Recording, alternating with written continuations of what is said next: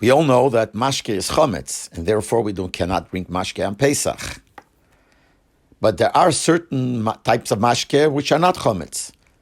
And there are some people who use it. Lubavitch doesn't drink any mashke on Pesach, even the ones that are Pesachdik. But there are people who drink mashke on Pesach if it's not chometz, obviously. One of the types of mashke that people drink on Pesach is Slivovitz. Slivovitz is mashke, strong mashke, but it's made from plums. So it's not chometz, so some people drink it. So once it was a Shabbos after Pesach, someone came up to the Rebbe and gave a bottle of Slivovitz. Now this is obviously before the time when the Rebbe stopped this inyan of people being able to go up to the Farbrengen with mashke.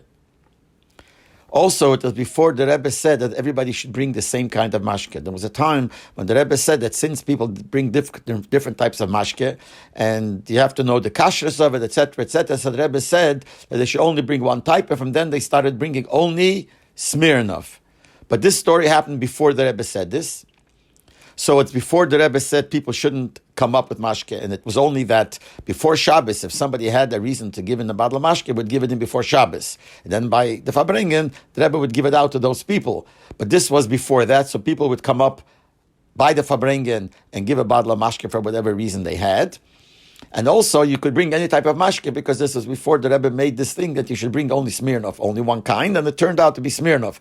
This was before that. So someone came out to the Farbrengen, by the Farbrengen to the Rebbe, and gave him a bottle of Slivovitz. So I remember the Rebbe looked at it, and the Rebbe said to him, "Was gibt mir da? Flommen? Das ist für die Weiber. What are you giving me here? Plums? This is for the women." In other words, since the Rebbe looked at it and saw it's made from plums, this is not really real mashke, even though Slivovitz is very strong as regular mashke. But the Rebbe looked at it and said, "Was gibt mir Flommen? You're giving me plums? Das ist für die Weiber." And the Rebbe sent up this bottle to be distributed in the Weiber shul.